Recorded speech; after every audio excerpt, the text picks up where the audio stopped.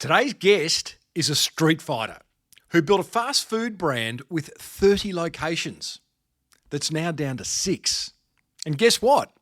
He could not be happier. Strap in for an inspiring story of business resilience, adaptation, and reinvention. Oh, and some very actionable tips along the way. Well, I said, welcome to a small business marketing show where successful small business owners share their souls to take your marketing straight to the lead. Now, here's your host, Mr. Timbo Reid. Yeah, welcome back, you beautiful small business owner, you. Timbo here with some marketing GOLD to help build that beautiful business of yours into the empire it absolutely deserves to be. Now, I met today's guest, Antony Crowther, about a year ago around the Noosa radio boardroom table. Interesting. At the time, I had a show on the station called The Banana Lounge, in case you were wondering, and I was also helping with the station's marketing. Antony was new to town, having just opened up a new location for his fast food chain called New York Minute, and he'd come in to chat about investing in the radio station. Well, the station is no longer. That is absolutely a story for another time, but New York Minute is going from strength to strength as one of Noosa's leading burger joints, and that's no mean feat in such a crowded marketplace. However, it hasn't all been smooth sailing for young Ant. At one point, he had 30 locations around the country, but thanks to UberEats, COVID, and other business challenges, which I'm sure we've all had, he now has 6. The crazy thing is, he couldn't be happier. He's living the life of his dreams in a place that he loves, running a business that he loves. Topics covered include how to build a culture that attracts and retains the right staff. Boy, he shares some great tips on how to do that. The power of persistence, knowing when to pivot, how to get the right mentor. He's got a couple of rippers, and they are absolutely fundamental to his success. The importance of branding, and of course, we go deep into what marketing is working for him. I started off by telling Ant what interested me most about him. And we don't know each other super well, but we've bumped into each other on various occasions. And you know what interests me about you? Tell me. Pregnant pause. I think you're a street fighter. I think you approach business in a sort of street fighting fashion. And I don't mean that aggressively. But every time I see you, you're just having a real crack, mate. And it's like, don't get in the way of Antony. Am I right? Yeah, it's the first time anyone's used that type of metaphor, but I completely agree with it. It makes a lot of sense. It's sort of what you're in. You always seem like you're in the boxing ring and you're up against the ropes. And, you're trying to protect yourself from what's coming, but you've got to keep coming forward. You've got to display grit. That's what owning small businesses, you need to have that if you're going to survive. The volatile nature of small business. It's a great analogy. Do you go to a good? I thought you might have taken offence and I would have run a mile, mate. No, not at all. It's a perfect analogy, actually. I think everyone needs to. You could, if there was a jewel in some of these podcasts, I listened to a lot of them. Probably started with a really, really, really important one, I think, there, Timmy. Yeah, good, mate. Well, let's dig a bit deeper on it because do you wake up each morning feeling like you're under attack? Or is it a feeling of fun and let's go and let's attack? Yeah, that's interesting. So I never get the sense that I'm under attack. I've always been more of a solution-based outcome person, so cause and effect driven. So when I start my mornings, it's always about, all right, what's a sense of achievement for today? Purpose is X. How do we get there? What do we need to do to achieve it? Before the universe starts attacking you. And then when the universe starts to attack you, usually you've got really good foundation blocks set in motion in your mind, psychologically, so that you can attack pretty much anything in front of you. So you know when you need to be defensive and you know when you need to attack. So, and every morning you wake up and set your purpose for the day, and that's where you're headed.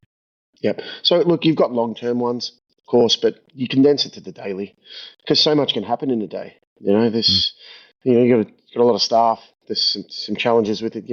you've got weather conditions that can change. There's a whole range of bits and pieces that can happen throughout the course of any given day to significantly, impact or affect your business. So look, all of your structured ones, you've set the wheels in motion for those. So you juggle a lot of different hats at the time. But so you just get up in the morning. Your purpose is very simple. It's our sense of achievement today is for what? Is it, have we covered off on all of our marketing? Have we done our team profile for the day? We planned out most of that gets done, the day before, but I want to execute today to know that when I close off tonight, I can turn around and go, well, there's a significant sense of achievement for today. Interesting. And most importantly, I think I've always been good at this, identifying where bottlenecking's occurring in the business so you can optimize it and find ways to increase your revenue. Decrease your expense sheet, increase your revenue every minute that I'm awake to every minute before I go to bed. It's pretty much my motto. And what does that look like? Do you have someone following you with a big broom, cleaning up all your ideas and action points, or are you one to just have an idea, get on the phone to the right person, tell them to execute? Do you do it all yourself? It's a great question. So early on, it was a lot of myself. So I really didn't know what it was. I was sort of stepping on landmines left, right, and centre. But then over the years, you become a person that's always looking to be the quietest person in the room. And if you're the loudest person in the room for me, I'm in the wrong room. Or if I think I'm the smartest person in the room, I'm definitely in the wrong room. So I'm always seeking out mentor or mentorship from people that have been largely successful and significantly more than myself. Because they're the ones you bounce your ideas off. Because a lot of those guys have already stood on those same landmines that I haven't even overcome yet. So they can show you ways in which you can avoid them. Take 2 steps to the left, then go forward. Don't go charging like a bull forward because you're just going to run into a big landmine. It's going to set you back 6 months. I've had many of those moments that I've had to learn from myself. I want to talk about them shortly, but do you actively seek out these rooms full of people smarter than you where you can be quiet? Yeah, I've done it for the last 10 years. It's the most important Give me an example of. So mentoring, I've got some people that are very close to me. Vanessa Lontos heads up. She was a pharmacist that then moved to the Care Group, which is a package that got installed into every AMCAL in Australia. So it was her job to do that. She owned it. She developed it. So being with someone like her, and Vanessa gave me 2 very, very important tools that I was able to implement in my business, and that is understand women better. I think that was crucial. Did you say understand women better? Yeah. Understand how they operate, because they're such a large part of my business. And, I'm a man, so I don't know how to be a woman, but I can certainly understand better how they operate and how to, to get the best out of themselves and get the best out of them. Make sure that there's harmony and make sure that there's a room in that, there's a space in our relationship with all the different parts, or every different woman in our business, to make sure they're comfortable to express themselves with their best self. Vanessa helped me with that so much. Just being able to be softer and engage with them better. And did she identify that as a problem in you? No, she identified it as a problem with everything she's ever bumped into in her life, because she comes into high-profile business where she bumps into a male-dominated space very often. So I took that on board myself. I said, even though we don't have a male-dominated space, in fact, it's the opposite. I need that in my business. I don't know how to approach this. I need to get better at it. So I spent years and years and years, and she's helped develop it over the last probably 10 or 15 years with me, and I've kept her. But she does the same in reverse. I offer the opposite to her with the man's, because she often finds herself in a place where she's closed off, she's quiet, she feels she's sitting at a table at a conference room and there's 9 men and her, but she doesn't want to express herself. And I helped her overcome all of that. So we've been very good for each other. Another good one of mine was Mick McGonaght. I've seen him as the best man manager of people that I've ever been involved with. Team sport orientated. Everything we do is about team. If we're going to move our mountain, we need a team to do it. Mick's the best man manager, motivator, incredibly gifted at moving a team forward and making sure that all components of that team are aligned to the one goal. So Mick was incredibly important for me. I speak to Mick regularly and have done for a lot of years. And then within the business world that I'm in, a lot of industry gurus, and a lot of people Mm-hmm. within our same circle of industry. We bump into each other regularly, get into a lot of chats, and then I just educate myself personally. TED Talks and AI world today is incredible. You can jump on a 7-minute TED Talk Yeah. and there's 3 or 4 jewels in it, and there's so many different ways that you can improve yourself. Been on so many conferences, just YouTube clips. There's so many ways you You're can educate relentless, yourself mate. these Do you days. sleep? I don't really, man. That's a really good. It's really interesting. I don't really need to. I I don't kind of feel figured that. that. I'm tired. I don't get tired. Um, if I What get makes you 4 or 5 tired? hours, what makes me tired? I would say nothing. I don't get tired. And would you say you get 4 or 5 hours sleep a night? If I get 4 or 5 hours, I'm fine. I've never had 8 hours. I, You're a don't- I, don't- street man, fighting. You're a street fighting unicorn, Ant. Hey, we're I getting to the couldn't. bottom of this, mate. There's not many I, ants around. I can't be. I just 8 hours. I'm wasting my time. Do you I expect think others around you to be like you? no. I learned that in footy too. Mick taught me that. Oh, that's a really important thing I learnt. So when we're coaching footy, and coaching footy for me went all the way from local footy all the way to the AFL system. I used to do the opposition analysis for Rocket E down at the Bulldogs. So I took that as far as I could take that, but there was just no money in it. So I was like, yeah, this is not the future for me. So what Mick taught me was there was times that we would be in the box together and I'd be like, why did he choose that option? Or like, you'd be getting frustrated. He goes, Ant, it's not you. Doesn't see the game like you, mate. It's your job to teach, not critique. And I was like, that just made so much sense then. So then it just became take notes, do vision, get some edits for them, help them, teach, nurture, and then they can go out and execute exactly what you're asking them to do. They'll see through your eyes then. But don't just expect them to know it. So how many staff do you employ across New York Minute? At our height, we're at 125. Now I've got about 30.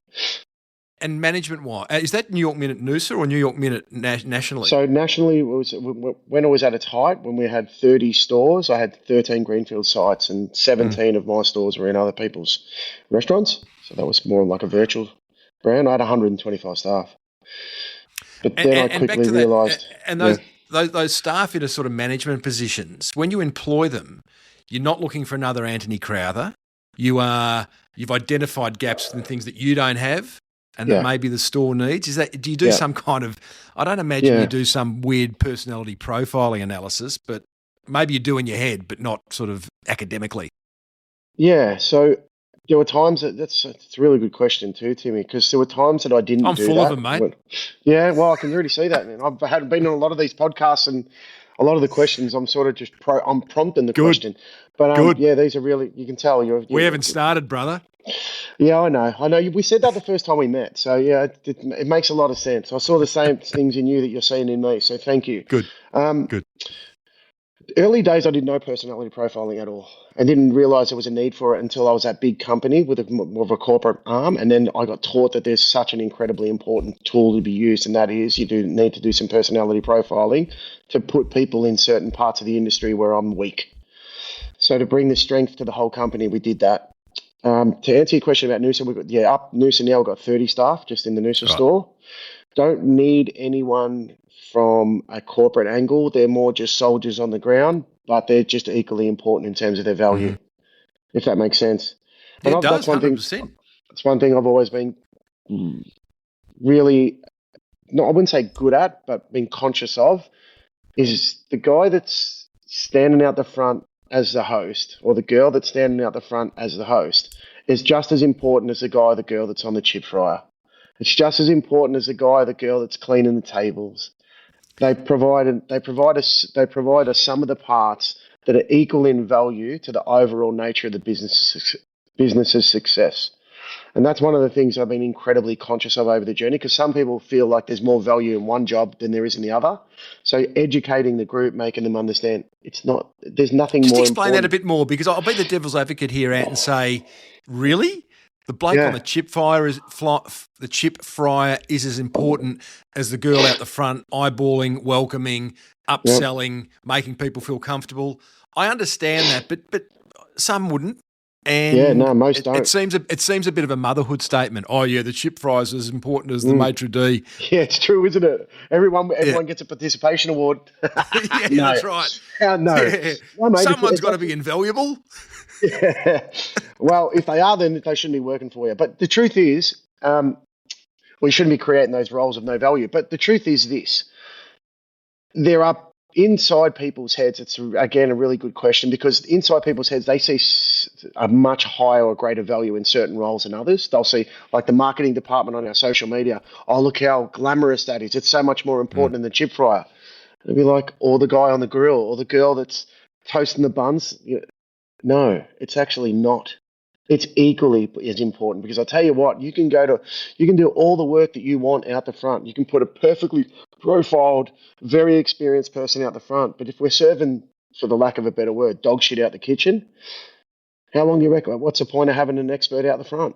Yeah, yeah, So yeah. what we teach everyone is if we can't perform our role to a standard, and we are all held to a standard, and what we've got it in our store, just while I'm talking about this, in all my stores, I've always put this: maintain standards and have fun at work.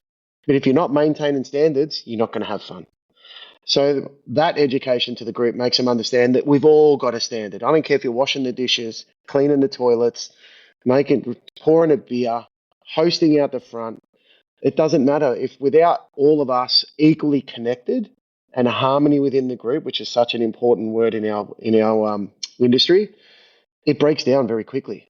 And it only takes one of those chains to break all of it down. So that's where the importance of showing these guys, you're just as important as Braden, even though Brady's out the front.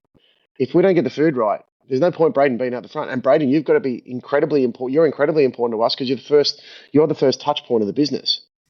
This is culture, really. I mean, if we're going to Yes. sum it up, you're Yeah, building a it is. culture, and many don't. Many businesses don't. Many businesses. I mean, it sounds like a bit of a buzzword, and it sounds like, well, how do you do it? But what you are doing is making people feel as though they belong to something greater.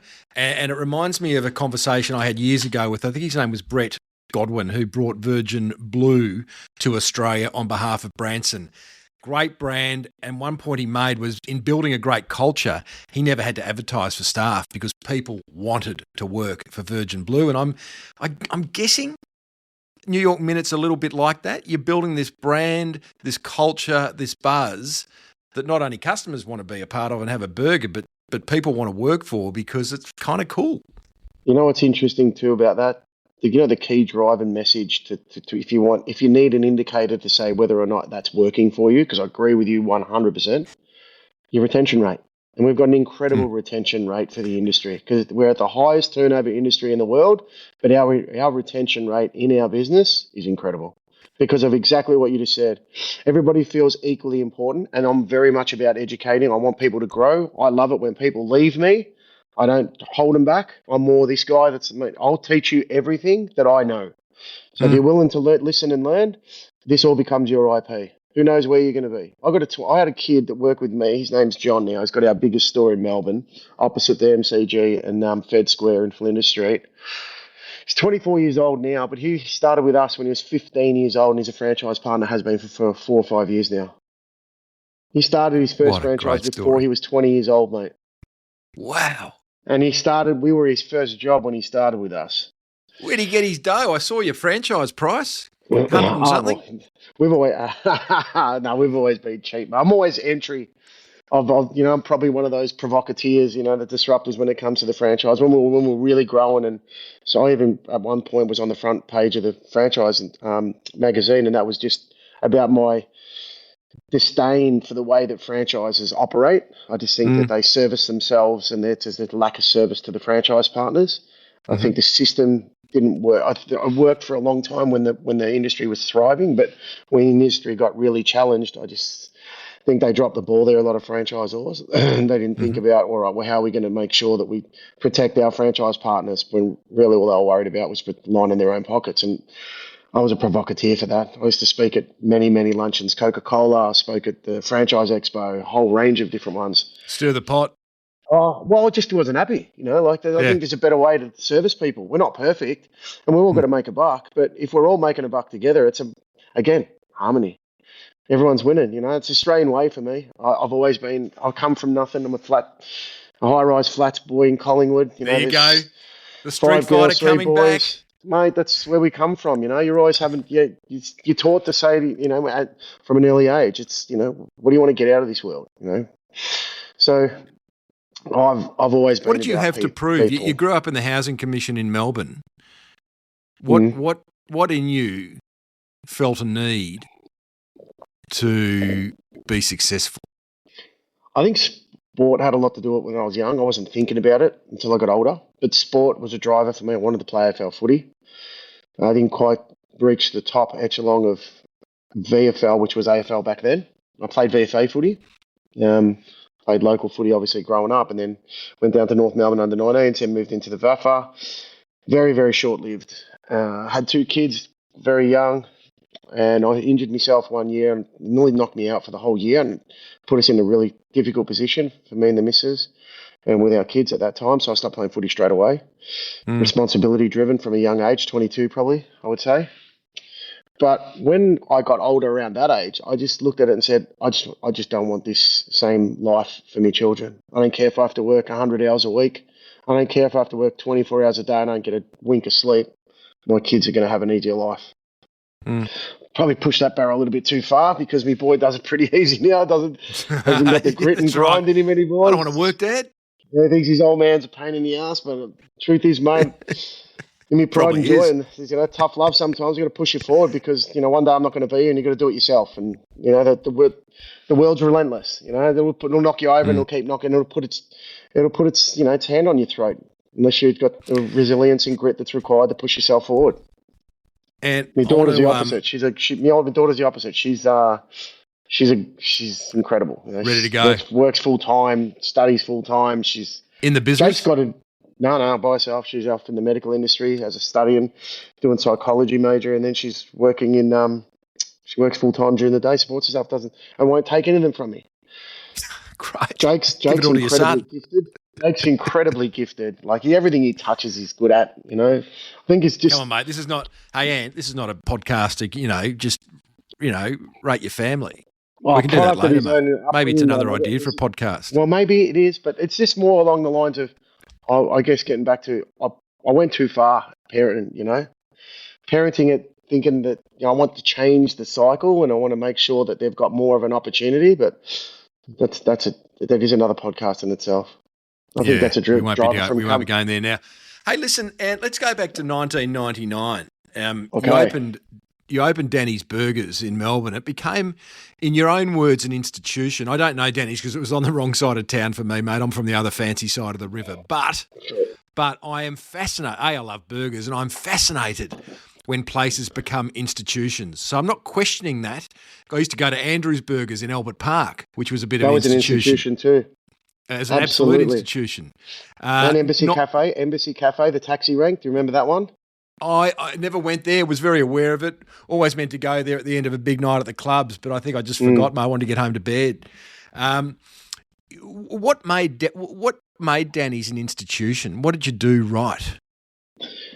Mate, believe it or not, Danny's had been around since 1945. There it was a burger shop from 1945. So I became one of the owners, a 50% shareholder director in that business in 1999. I bought it with the same family that had been running it since then, Danny Vasiliadis and the Moriavides, Nick and George Moriavides. They'd been running it for 50 years. What did they see in you to bring in an outsider? Oh, that's a really good question, mate, because I used to be the guy that used to go there with all my mates. We used to eat there all the time. So we were eating there all the time, and I used to go in there and go, if you ever sell this place, let me know. I'll buy it. I might have $1 in my pocket. I was just talking SHIT, I had no idea. But anyway, one day I went there, Nick goes to me, mate, if you was, you're always banging on about how you want to buy this. Dad wants to retire. I'm looking for a partner. And I'm like, are you serious? And he said, yeah. And mate, back in those days, I had nothing. I was a kid. I was 25 years old, just battling away. So I went to my old man and I went to my uncle and I said, mate, I need some help with this business. It cost me $50,000 to buy 50% of it. The rest is history, mate. After that, I got the money from them. Did you have influence in the business once you had 50%, or did you just have to toe the family line? No, very much toe the family line at the start. So I had to prove myself, which was really important. And what they made me do for the first 3 months, they said for the first 3 to 6 months, actually, my dad's going to stay in this business. You need to pay his wage until we're satisfied you can run this business the way that he ran it before he steps out. So you're going to be taking less money. So we Good can on him. imagine me. You can imagine me. 100% agree. You can imagine me. I'm in a grind. Kids. I've got a mortgage. I'm only getting 50% of my wage. I'm thinking, have I made the right decision here? But that's what some would say, but I was the opposite. I was hungry. I'd get there early. I'd leave late. I was a sponge. Like there's enough. I'm going to make sure you're out of this business in 6 weeks. Because mate, I was a trained chef anyway, so it wasn't hard for me to understand the industry. I loved it. So at some point, what must have happened, I'm guessing, with Danny's Burgers and then New York Minute coming along, is that you've gone, I love the burger takeaway industry. I've learned a lot from this family that I'm now a part of. I own 50%. I want the challenge of starting from scratch. Is that the idea that came along at some point? No, it wasn't. It wasn't quite like that. It was more. We built a second store because I always had the ambitions to grow. Because back in those days, there was 3 hamburger shops. There was us, Andrews, and Embassy Cafe. Otherwise, you're going to a fish and chip shop for a burger. It didn't exist. Or Hungry Jacks and Macca's, of course. That's fast food. But in the QSR space, there was only those 3. Way before Grilled, Nando's, Snits, GYG, or any of those existed. Mm-hmm. So when we opened up a second store in St Kilda on the corner of Carlisle and Barclay Street in St Kilda, and that was thriving. But it was just a lack of. I had partners in there that were comfortable, and I was hungry, and they were coming from being a chef at La Poqueta in Colac, and all of a sudden now he's got a business in here, and we're thriving. We're like we tripled the revenue of Danny's when we were in there, so we got Danny's flying. It was an incredible business. Service 3 families. So we're at lockerheads with growth. No, I want to sit still. And I'm like, hang on a second, mate. I'm taking less money than what I was making before you got here, even though we've got 2 stores and I'm working harder. So I want to grow. I want to expand. I'm happy to put the time in, but I want to expand. So that didn't work out. So I moved away from that. And then some financial struggles happened, and then the relationship, I'd been with my wife for 19 years, whatever, that sort of broke down. And I was at a crossroads in my life. I had no idea what to do. I mean, I knew what I was good at. So I wasn't doing anything. I was just working for a couple of mates. And then this is 2010. And then after a lot of soul searching in 2011, I rented a place in Mooney Ponds, little 8-seat, again, almost identical to Danny's, 8 seats inside, 8 seats outside, little tiny residence out the back. And when I say tiny, I mean single bed mattress on the floor out the back is what I was sleeping on. I bumped into another incredible resource, Jodie Haslam. She had a creative company. She did a lot of logos and creative design. She built the entire branding decks for a lot of different franchises. So I just happened to fluke know her. So we were building a company. We were building a brand called Scoops in the shape of a spoon, and it was going to be pastries and coffees and that, and we're just going to be a morning place. Well, it sort of didn't work. It was taking us 6 weeks to build it, and it just didn't work. And then I was playing a guitar on the. What wasn't working, Ant? Just the idea wasn't sitting comfortably with you, or so the elements weren't coming together in terms of the branding work. That was the easy part, but just getting the menus and then understanding the demographic and then building the key cornerstone points to a business of success is making sure you've got a product that's priced well, it's relevant in the market, and there's demand for it. And obviously now you want to make sure there's no cannibalism, so you're not trying to compete with 1,000 other retailers for the same product. So Scoops, for me, I couldn't get all those brand elements to work together. It just wasn't syncing. And it was taking 2 months now. I still hadn't even put the menu together. So I'm like, what about this is not working? Anyway, I was playing a guitar on the couch at one of your mates' houses, and they popped their head around the corner. They go, what about the name New York Minute? I don't know why they said it, but my head just went, I jumped off the couch. I said, I got to go. I went home 2 hours later. I rang Jodie. I had a menu. I had the brand that I wanted to pitch to her. Within a week, we had the brand, we had the menu, we had the shop. Mate, I love it. A week later, the shop was open. And then someone asked me, what's New York Minute? What does it even mean? Is that like the girls' movie? I'm like, no, mate, it's an old Eagles song Listen, it's actually an old Eagles song. That's where it comes from. And then A everything hot New about it York just minute. made sense. Yes, and everything. And I wanted to make sure that everything that we did then was about, again, exactly what you just said. You want to get something really, really quick, staple, that's in demand. We've got burgers, but we're going to put an American take on it. Philly cheese, brisket on a roll, all those types of things are going to give us some uniqueness. And just that, I just want to dig a bit deeper on that notion of you hear I'm big on this. I love naming businesses and products and services. And when you land on a name that, for whatever reason, sits really comfortably with you, immediately the stories start to bounce off it. You can see the product, you can see the interior design, you can see the branding. You can everything becomes incredibly clear. It clearly didn't with Scoops. You were trying. It was sounding maybe a square brick in a round hole. Whereas this New York Minute, the minute you hear it, you go, it just comes alive. Seas And you parted, know, mate. 100% right. the seas parted. Just parted. It was crystal We've got to clear. listen to that more. That feeling. It takes courage because if you're an academic business owner or an accounting type business owner, you're not going to honour that feeling. But that feeling can be so strong when you just know that it's the right direction to go. Well, the beauty about it, if you trust the universe is doing the work for you. Because you're not trying to, like you said, put square pegs in round holes all the time. You're figuring, this will still work because it's in my mind. It's what I want to do. All right, it's what you want to do, but that's great. There's ways in which you can skin that a little bit differently to make it a little bit easier. And you want this path to be easy. You want the seas to open for you. Because if you're getting waves crashing into you, mate, the industry's hard enough. 80% of small business will fail in the first 2 years. You don't want to make it harder for yourself at the start. I sort of did that because New York Minute was, what is New York Minute? New York Minute, as much as that was easy for me and clear, the messaging wasn't clear to the customer. They didn't know we did burgers. We're not making pastas, lasagnas, doing ice cream, coffee, all sorts of stuff when we first opened. And then I was like, what are you doing? What's the brand's identity? You don't have one. I know what I'll do. We need to be burgers. Why? That's who I am. People have known me for the last 10 years. They know I'm a burger man. Let's just do burgers. Let's just do them well. Let's do an American style take. Give them something that's unique to us, but we'll still have the Australian staples. And, mate, honestly, the change in the business from doing 100-hour weeks for not even $1 an hour, sleeping on a single bed mattress out the back of the shop, was Matt Preston coming in. I'll probably owe him so much for this. He came in one day, got a burger. And I don't fanboy people. Matt Preston being a celebrity chef in Australia on MasterChef. Yep. And that was back in 2013 or 14. So it was only a couple of years after I'd opened. So I interrupted. He came in as a customer. Yeah, just random. And what randomly appeared. Just walked in. G'day, mate. I said, how are you, buddy? I didn't fanboy no one. It's just wasn't me. I don't care who you are. If you're spending your hard earned, you're going to get the same energy from me. So, yeah, good, mate. And what do you think? What should I get? I'm here for a burger. Oh, here you do good burgers. I'm like, all right, great. How about this? Try this. And back in those days, we had what did we call it? We had the Mac. And the Mac was basically a take on the Big Mac. All right. So a healthier and bigger version. Yeah, of course.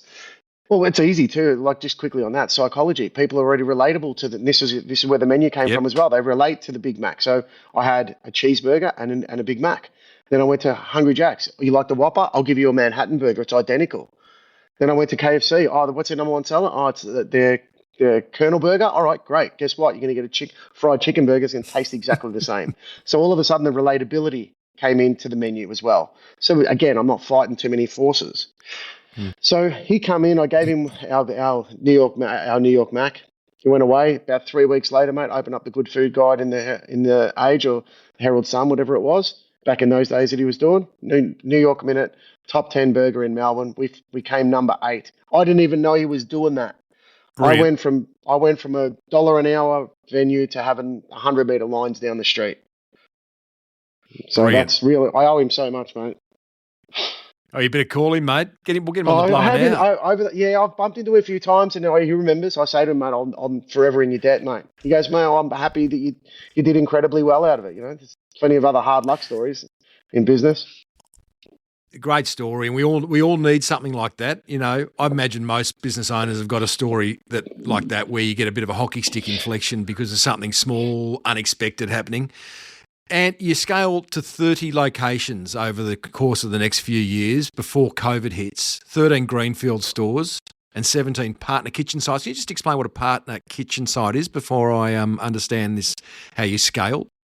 Yeah, so we were going really, really well, just up to 2017. So from Matt Preston to 2017, the business was expanding. It's incredibly good. I even had to bring in Rory McDonald from Snitz, who took them from store 3 to store 50. She headlined our approach to franchising. She was incredibly valuable. You're not scared to spend money. She wouldn't have been cheap. Nice. I spent a lot of money, man. I was spending hundreds of thousands of dollars then to obviously proof of concept, and then build out the manuals that are required and make sure that you bring in the very best people across our corporate arm, and we did that. So the 2017 phenom, I call it, was Uber. It's something we didn't see in the industry, UberEats. In 2017, there was already previous online services. I think Fedora was around back in those days, but it really wasn't a huge uptake from the people. What Uber did in 2017 is they introduced a product that could be brought from our shop, purchased on their platform at our store at the same price and delivered. So if you were buying if you were buying a can of Coke that was $3.50, you're purchasing it through the Uber app from our store at $3.50 on their app, delivered to your office or home place or wherever it was you were getting it from. So they naturally groundswell of people. They literally took up 60%, I think it was, of the industry's customer base onto their platform within 18 months. So what we found was more than 60% of our customer base had moved from an over-the-counter service to an online service. But the challenge we had was we couldn't have an increased price in the store at that time as what we had on our menu online. So we had to have them both the same. And that crippled us. You're losing how much each sale? Yeah, great. So they started at 20%, so it only made sense when they were originally doing it because it was expanding our opportunity for customer base. Then it went to 22, 25, 28, 30. And it went there rapidly. And then Uber, once they got the market share, they introduced not only 30% up, increase in commissions, then they introduced the delivery fee. So all of a sudden now you're already programmed to use their product. The industry now we've already gone from the phase where retail moved online. Now food retail's moved online. So now we're in a really, really difficult phase. And that was all of my larger scale stores that had such huge volumes going in over the counter. We'd have 2 hosts in some of our stores. They were that busy. All of a sudden now 60% of those customers within 8 months are ordering online on someone else's platform. So I've got a shareholder in my company who paid nothing for it. Took all my customers. So we had to adapt quick. And for me, the adaptation was to work out, all right, what are we going to do? We need to scale back. And good thing not being too big at the time. I'm a bit more nimble like a speedboat. I was able to adapt quickly. And what that meant was scale back the size footprints, open up small kitchens. And mate, if you want Uber online, I'll give you Uber online. But I won't have overheads. I won't have rent overheads, commercial overheads. I won't have staffing overheads. And I won't have capital injection overheads because my stores are now 50, 60 square meters instead of 350, 450 square meters. So that change in dynamic from the customer's behavior you needed to change your footprints really, really quickly. And in some of them, what I did was, in some of the stores that I had, the larger scale ones, I introduced different retailers into the store to operate out of my kitchen, which then set the wheels in motion in my mind. Why don't I start operating out of someone else's kitchen? Give me an example of that. You introduced different retailers to operate out of your kitchen. So I had some big stores. I had Brunswick and I had, where else? Carlton. We had some big ones in Richmond was a big store. So what I did was I'd say you've got a brand as well that's in the food industry. It might be a dessert brand. I'd be like, all right, great. Why don't you come in here instead of having your own site? I'll sublease a section. You build it out. We'll operate a bit like a food court within the space that we've got. So we'd have 4 or 5 different operators operating out of that site. Instead of me paying 125 grand rent plus GST and outgoings now, we've got shared rent. There's 5 of us. We're only paying 25 grand each. All of a sudden, the numbers start to work again when you calculate the numbers. I've reduced my commercials. My occupancy cost has come right back. I've scaled back my need for staff. We've got common areas that we share. If the air conditioning breaks down, it gets divided by 5. So all of it meant that we were able to survive the phenom of the delivery service. So then the extension of that was... Yep. Hold that thought about the extension.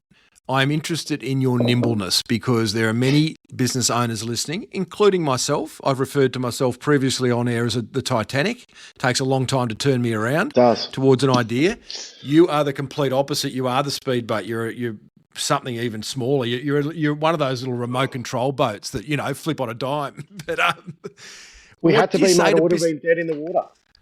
We would have been dead in the water otherwise. Well, I guess many end up that way because they're not nimble. You have an innate ability. You go back to the Street Fighter, mate. You're ready for the punch. You're ready to swing. You're ready for action. What if you're not? What do you say to those people? Eh? Well, it's hard because unless you have a mindset that is control what you can, don't ignore what you can't, but adapt to the conditions.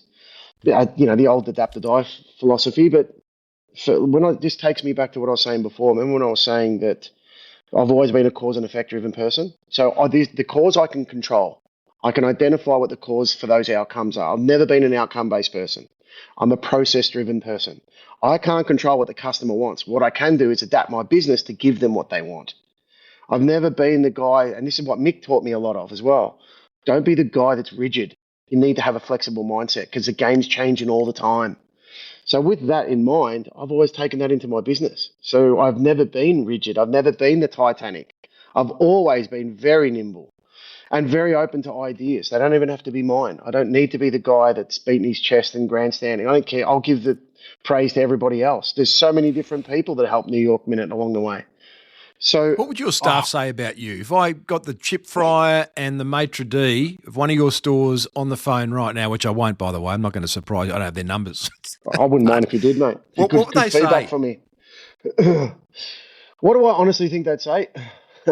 All right, the cynical part of me would say depends if they've just got in trouble for something that they shouldn't have been doing once out of 100 times. So 90 to 99 praises, one time they get negative feedback. Yeah, they'll call you on that. Well, my boss, he's a prick, whatever, But that's me kidding, a bit of tongue in cheek. I think it goes back to the fact that our staff are not people that leave our shop, our culture. We've got an incredible. Well, someone's knocking at my door. Go away. We've got an incredible. Go away. Yeah, bad. Do you want to get it? No, I don't. We've had an incredible ability to sustain our staff, and that goes with what we were speaking about earlier. So I think, honestly, they'd probably turn around and say he can be incredibly hard at times, but he's incredibly fair. And nice. He gives us so much of his time, like beyond just work. He's always explaining to us that he will never critique the person, he will only critique the action, and he explains that. And that's what Vanessa taught me. And soften and explain it. Mick was exactly the same. And if they're not getting it, I don't care. There's people that learn differently. You need to understand there's the person that can just get a vocal understanding of something. Then you might need to use the whiteboard because they're visual. Other times, they're kinesthetics, mate. We're going to take them out onto the park and literally walk them through what we're trying to explain so they get it then. So I've always been good at that with the team. But at the same time, we're driving standards. But what I teach the team is this. All I do is relay the standard and the expectation of the customer that walks in the door. That's my job. Our job then is to make sure that we meet their expectations. So please understand that when I critique an action, it's not you. I love you. You're great. You're awesome. In fact, whenever you need me, if it's 3:00 in the morning, I'm there for you. But when you're at work, there is a standard that needs to be met. And I think that if they ask, they'd say, Ant's hard, but he's incredibly fair, and he treats me like family. UberEats knocked you around, Ant. COVID came along, 2020. You've reduced to 5 core stores. We've all been through it in some way, shape or form. That's a significant drop. What did you learn? Oh, that was a tough time. Like, you'd even hear that in the expression then, because I felt that I was I'm not a feelings person. The sense that we got from our company is that we were in a really, really good position and we were always ahead of the curve with our ability to adapt on the run because we weren't too big. So if you could say the phenom of Uber was a kneecap for the industry, COVID just come along and chopped their heads off. So the COVID scenario was incredibly difficult in Melbourne. I mean, they locked us down for 2 years. You got Melbourne, it's a tiny little city. You got the rest of the world that's massive in scale. How is Melbourne the most locked down city in the world? But again, to me, I had to turn around and ask myself one of two things. I can either, I can hit the iceberg and sink, or I can find a way around it. And I did. So what I did was I tried a couple of different things during COVID, and that was I merged my company with another company. Very identical to me. Sorry, mate. Hello, who is it? Oh, come in. Sorry, buddy.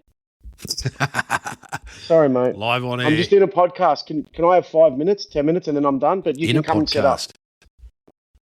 Sorry, mate. buddy. We're back. Sorry, mate. Oh, thank you. So what I did was I asked myself, now, are we going to continue this fight? And if we're going to continue the fight, how do we push forward now? I need to think outside the box. Think about, all right, which of the ways do you think is going to be the most sustainable, next 2 years coming out of COVID, sorry. And for me, it was about merging. As long as the more merging that we could do, that means New York Minute ends up in someone else's kitchen. I'm happy to close down greenfield sites. New York Minute then is still active in about 30 different kitchens. So we've just transformed the way our business behaves. If when we don't have greenfield sites, we don't have commercials, we don't have risk. All of that's gone now. Our brand's now moved into someone else's kitchen. So all we need to do is be really stringent in making sure that the audit process that we have installed gets around to those stores regularly. Because the best way to describe it is there was Mr. Beast was probably the best example that I could use. Incredible in the US. A YouTube phenom turned into Mr. Beast, scaled out massively through the US in virtual brand kitchens. So we wanted to do that. The challenge we had here is we don't have the people. The vast land is so big. We don't have the scale of business that is so tight inside, like you could say, when you go into metropolitan Melbourne, city-based Melbourne, we don't have the scale of business for that product to be consumed by so many people because we shut our borders for 2 years. Mm-hmm. So we've only got what's here. And there's already enough businesses here to support that. We're not the US. We're not Mr. Beast. So then I thought to myself, all right, what do we do now? So because we removed a lot of our risk, increased the revenue of all these other businesses, but I've lost control of my business and I've handed it to someone else because I'm not the CEO of the company anymore. And they control the kitchen. They control the business. I'm just there to support it. So that didn't work. And I left that company after about maybe 18 months after bashing my head against a wall because I could read the play a mile away and they were in the same phase we were when we had got to a point of growth of about 15 stores. So I knew what landmines were in front of them, but they just weren't prepared to listen. So then they just started dropping like flies, all their stores. The exact same landmines I stood on. So that goes to say what you said before. If you're not prepared to have a flexible mindset, you're very rigid in what you want and you don't want to listen, and you want someone else's advice. Mate, you're going to make the exact same mistakes that I made. What's the point of me being here? So I left. I tried it again in Melbourne to start opening a few stores. The market was incredibly saturated, too tough. So then I thought to myself, what am I going to do? I don't really know. I've got so many things that I'm skilled at. I come to visit Braden, one of my best mates up in Coolum, and looked at my missus when we drove along. We drove from Coolum to Noosa, along David Low Way, along that east coast line. 15-minute, 20-minute drive. We looked at each other and we go, how do we leave? It was the middle of winter. It was 22 degrees. It was blue skies. We'd left Melbourne. It was 7 degrees. Do you mean how do we leave Melbourne and come up here? No, how do we leave here after a 15-minute drive? Oh, gotcha. You never want to leave. We looked at each other in 15 minutes. I'm like, babe, do you want to leave? She goes, no. And we were joking. It was Jess' comment. But then I got up to Noosa and then my mind had already made, I'd already made my mind up. Very similar to New York Minute. Within 15 minutes, I'm like, there's a market here for us.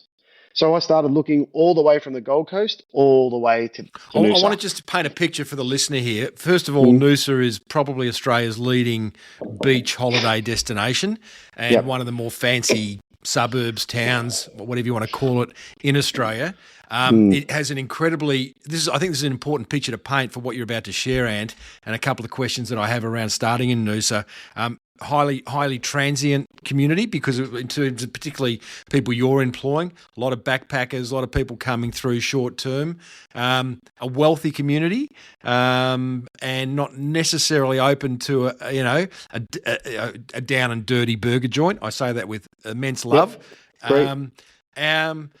And it's busy, mate. There is no shortage of. It's a tourist resort, so there's no shortage of cafes and all sorts of things. You saw something that I actually saw too. I wouldn't have the guts or wouldn't even know how to start a burger shop, but you identified something and you went for it. And the next minute, you've got this triple frontage store on the main. It's the second main drag in Noosa, being the Junction, Sunshine Beach Road, and you just came out of nowhere, and it looked like you're swinging from the start, mate. Street fighter. Yeah, mate. It's a really good way of describing exactly what happened. So we looked all the way from the Gold Coast all the way to Noosa, about different sites. And I looked at all the demographic analysis, did all the analysis you can possibly do, how much competition is there, what's the age demographic, disposable incomes, etc., throughout all of the different places from Gold Coast through Brisbane, Mooloolaba, up to Noosa. I bumped into the Noosa site originally at the start, didn't like it. It was a previous Z Pickle site, so all the bones and the structure were there. I didn't like it because the age demographic was 51 in Noosa at the time, 60,000 odd residents. I was like, this is not going to work for us. There's also two other reasons for not liking that site. It would have been expensive, and B, Feng Shui says, if you're into Feng Shui, that it's off the street, mate. It's, and parking's a problem in Noosa Junction. So there was a whole lot of reasons not to like it. Yeah, you're so right. So I avoided it at the start, like literally boycotted it. And that's why we went all the way down to Gold Coast and then made our way through. But everywhere I was bumping into Gold Coast, saturation, same problems as Melbourne, Brisbane, same as Melbourne. I was just finding the same problems. Mooloolaba, I was like, very weather dependent. Then I bumped into some really good analysis, and that was the tourist analysis that you spoke of a moment ago. Once I bumped into that and seen 2.5 million people come through Noosa, I was like, let's concentrate on that demographic. Locals, 100% crucial to the business, but we're going to talk. We literally need to bring both of those elements together. So a hybrid of locals and travellers in that pocket in the Junction, right on the corner. They had to go past me to go to Hastings Street. So I was like, this is a great position for us. The bones are already here. So we opened up. First day we did $640 of revenue after a 12-hour shift. You can imagine with like, what decision have I just made? Yeah. But again, process trust. I'd already done all the analysis that there could possibly be. There was nothing like us. We had uniqueness about us with our product offer. There was a uniqueness about us with our brand. Everyone shut at 8:00. We serve food till midnight. I said there was an opportunity there. We turn into a bar after dinner every night when every other restaurant in the Junction just about closes. We're going to be a bar, so we're going to have entertainment. So that process then took effect. It took a long time, a lot of investment. I didn't take any money for the first 2 months. So you're just constantly reinvesting into those three killer components, three core components. Did you have a time frame, Ant, for Noosa working in terms of like you got to 6 months and you're still doing 640 a week or a night or whatever it was? Yeah, that's a good question too. I've never really been someone that's because that's outcome. And I think if you get to an outcome in your mind, it can literally destabilize you. So I'm like always trust process. I don't care what the till says, process. Everything is process. What experience do people get when they walk past our restaurant, come into our restaurant? What are we giving them that's unique? And we're going to make sure that the experience that they leave with, they remember. If we do that, the process will take care of itself. I'm less concerned about timeframes or what goes through the till. Just get the process right. And if I do, it's going to have the same effect that every other business I've ever owned in the last 25 had. That's what I trust. I trust the process. And I just want to finish up drilling down into marketing. We've talked a lot about marketing. I mean, from my point of view, marketing is everything and everything is marketing. So we've sort of been there. But specifically marketing communications, your customer service is red hot. Your socials are pretty good as far as I can tell. You've got events going on. You're not scared to, morph into something beyond a burger shop, whether it be an event that, you've got right now you've got a partnership with the Australian cricket captain in Tim Payne and Movember and a beer brand. I mean, I love that, mate. I mean, this should be that's the realm of Macca's, mate. You can't be doing big things like that, but I love it. Mate, I must admit I'm blessed and fortunate in this space. A bloke named Jesse Martin was a blessing for me back in Mooney Ponds days. I'm sitting there doing 15 coffees a day in 12-hour days. Jesse Martin used to be the head of marketing and advertising for the staff of the Brax government. He lived 2 doors from my shop. He used to get a coffee. I think he felt sorry for me, man. He used to come in every day, grab a coffee, would have a chin wag because it's who I am. I love this. I love people, love food. Easy gig. I don't feel like I'm ever at work. There's no sense of working the hours. I don't count the minutes or the hours. So Jesse used to come in and then one day he goes, and I love coming here, but you don't do any marketing. I said, brother, I've got no money for marketing. But when you get divorced, you got nothing. I left with me clothes in the car. And he goes, well, I want to do you a favor. He did the most incredible, and I'm going to give everyone a little cheat here. He did the most incredible campaign for me. He goes, what we're going to do is we're going to design an American $10 note. And it's going to look like a $10 note, but it's going to be a New York Minute $10 note. We're going to put that in an envelope along with your menu, but there's a way that we're going to do it. We're going to put the menu as the first thing that they see when they rip the envelope open. We're going to go back to old school marketing that works. He goes, we'll do 5,000 of them. Find the money. I will help you. We'll hand deliver them ourselves. We'll do a geographical 1 kilometer radius to the store. We'll go put it into every letterbox ourselves. And I'm guaranteeing you, Ant, forget about TV, radio, and all this other marketing. It's all furfies, mate. It doesn't equal dollars and cents. It will not go through your till. Unless you come up with the odd occasional, inspirational thing that people all respond to. He goes, and that's rare, as rare as hen's teeth. He goes, this works better than any other marketing. That's what we do at our level. We knock on doors because it works. So anyway, I trusted him. We did exactly that. We got 2,500 of those vouchers back. So it changed the dynamic of my business. Brilliant. Like overnight. So marketing, I've always been fortunate to be around innovative thinkers, really, really smart people. When we got to corporate size, when I brought Rory on, we used some higher tier companies. They're all about impressions and no dollars. They don't want to be accountable to anything. I'm just not interested. So I have been through a marketing degree, I would say, over the last 10 years with marketing firms. Entry level, mid-tier, high, mate. So many of them. I'll only stay with the ones that want to be accountable to the amount of money they want us to pay on a monthly basis as a retainer needs to be able to be measured against something. Because if I can't measure it, I can't manage it. So if I talk to any marketing person, I don't care where you come from or where you've learnt your expertise. If you don't want to be measured, you're not coming in here. The ones that are going to be measured, I learned from incredibly well because they're incredible people, Timmy. They are the ones that are going to we do what works. So with our marketing, you're triggering me a bit, Ant. Back in the day, I used to work at a very large advertising agency, Clemenges. I had clients like Yellow Pages, Mercedes-Benz, Jewel Lux, Uncle Toby's, and heavy-hitting marketing directors that I was dealing with who were my clients. And they were off, and I'm just this young kid out of uni, and I was there, ended up being there for 12 years, but they wanted accountability. Oh, you want to make that ad for us, Timmy? Well, how many more widgets is that going to sell for us? Back then, that was a really hard thing to say because advertising, radio, TV, press, outdoor, very hard to measure. These days, totally different. You measure everything with an inch of its life, thanks to online, pay-per-click, SEO, whatever it may be. Yep. So I wouldn't like to be in that position anymore, but I think it's an absolutely valid question to ask. And I want to wrap up. I know you've got people knocking on your door. You're a busy man. I love your branding. I think your branding approach is really interesting. I think a lot of business owners can learn a lot from New York Minute because you are consistent. You are completely consistent. I've only been to the Noosa store, but I've looked at your other stores online, and there's just this beautiful consistency. And so many businesses get that wrong. And I know you're a franchise and it's forced upon you, but so many consistency breeds familiarity, and familiarity breeds loyalty, right? So, and I love what you're doing there. I think it's incredibly brave that you're a fast food brand with a black logo, because yellow and red are meant to be the colours of your industry. Food colours, and I love the fact that you've broken that rule. And I love the fact. Sorry, mate, I talked over. What did you say? No, keep going. Sorry. And I love the fact that you've got New York Minute. There's this branding model. You can have the branded house or a house of brands, and you've got the branded house because you've got New York Minute. I note in your bio, Yorker's Bar and Lounge. You're looking at other things all under this sort of New York banner. So You're sort of always trading off the mother brand, and I think that's incredibly smart as well, mate. And I've got to ask, is your dream to open up in New York City?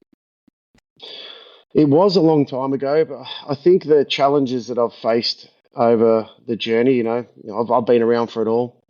Introduction of GST in 2000, then FPOS was one of those big, not a disruptor, but one of those cornerstone moments in the industry. Then you move to the phenom of Uber, and then COVID. I've sort of lost the appetite now. When I was a company that was quite large, you've been punch drunk, mate. I don't have the appetite for it anymore, mate. I'm 51. I've got a beautiful missus. I live in Noosa. I don't have the appetite to do it anymore. He's been seduced. He's been seduced by the lifestyle. You got me. But what I want to do, I just want to have this business, and I want to scale this business. So I don't want to scale outside of this business. So, at some point this will be up for sale, like probably not in the near to distant future. I'll put it up for someone to come on. It's an incredible business. It runs itself now. I want to move into... You're talking Noosa or the whole brand? All of it. Yep, all of it. I want to move into... I've got something else up my sleeve that we can talk about on another day. It's more in the health and wellness scale. I love it too, mate. I want to stay Noosa. Melbourne gave me everything. It's the greatest city in the world. I think the government took a big dump on it the last few years, but I think it'll bounce back. It always does. Awesome, it's got the buddy. same sort of resilienceness about it. So, look, mate, I'm trying to be a Noosa local. I'm not a surfer, but I'm trying to be. I love meeting people like yourself. I'll be completely judgmental here. You do not look like a Noosa local, Ant. Welcome aboard, mate. I got called a wog the other day by a delivery driver. I loved it. I wanted to buy him a beer. I did. I'll buy you a Ralph Lauren. I love it. I'll buy you a Ralph Lauren polo and some linen shorts, and then you're starting to make waves, buddy. Well, but I can't see you in that. No, I can wear. I'll get around in flip flops. I love it. Hey, Ant, great story, mate. I knew the minute I met you, I wanted to interview you. I knew you were a street fighter. Thank you for not having a swing at me and agreeing. And everyone, go and get a burger at New York Minute, wherever. They're in Melbourne, they're in Noosa. NewYorkMinute.com.au is where you can find out all about it. And thank you, mate, for shining a lot of different lights on a lot of different aspects of small business that we're all struggling with. So well done, buddy, and keep on punching. Mate, it's a pleasure, and you're one of my favourite people I've met up here. I love this sort of stuff. It's in my wheelhouse. It's part of my DNA. If anyone wants to reach out, they can. I'm easy to find on the website. Happy to share anything that I can, insights into anything. The more of us that survive in this space makes me happy, mate.